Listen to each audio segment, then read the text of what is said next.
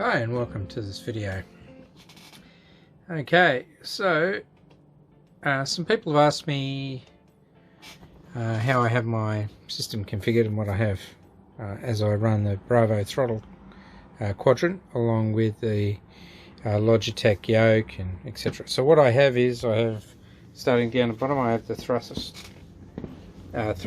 pedals.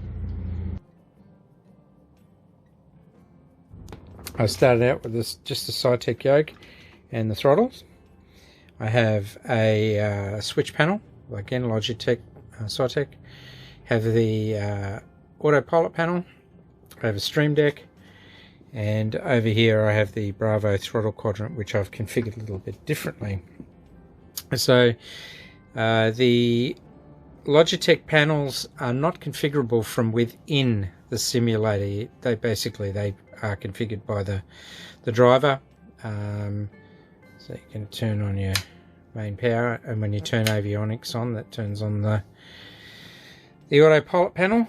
And so there were going to be duplicates with the Bravo Throttle Quadrant, but all the switches on the Bravo Throttle Quadrant are configurable. So what I decided to do was to keep both systems, and I'll give you a rundown on how I've done it. So basically these can't be changed, so they're all left the same. So I don't need to, on this panel I have the landing gear switch, so I don't need two of those. So I converted the one on the Bravo Throttle Quadrant to the park brake. The Bravo Throttle Quadrant has this nice flap control like in a commercial aircraft, so that should be detented, but it's just standard. There's also a up here I have the flaps up and down for the GA type aircraft, and so there's one on the throttle quadrant as well, so I changed that to the water rudder. So it's two. Basically everything else here I've left the same. Okay, I've got it configured for this C500 that I'm flying at the moment. So this stuff's all the same. In terms of the switches, what I've added on here is I've got, if I look back here, I've got autopilot, this switch, so vertical speed up the top, sorry, that will be altitude there. I click it to vertical speed and change that there, and of course I can do the same here. I can have it on VS, and I can change it, and it'll change actually on the Logitech panel as well as in the simulator.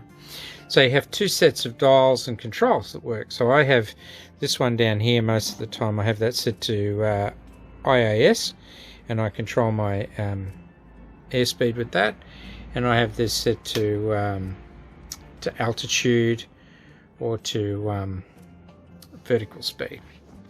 But out of that I have also these selector switches, which are basically for your altitude, vertical speed, indicate airspeed, and they light up as well, obviously, whether you're in nav.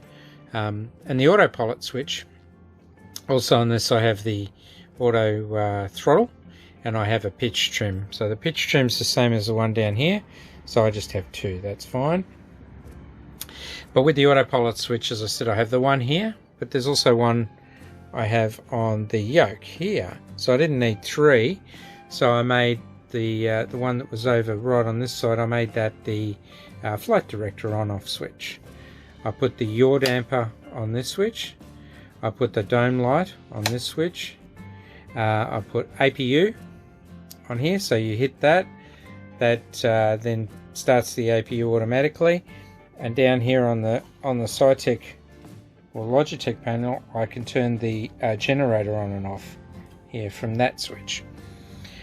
I have these four switches configured as fuel cutoff on engines 1 to 4, and down here I have these four switches T1, 2, 3 and 4 as the starters. So to start an engine I start the APU, then I just hit the starter for the appropriate engine, and when it gets up to the right N2 value I can just turn on the fuel and start it. So that's basically how I have it configured. I have a separate video on how I have my Stream Deck configured. If you have any questions, please let me know. It's as simple as that. I'm going to go fly.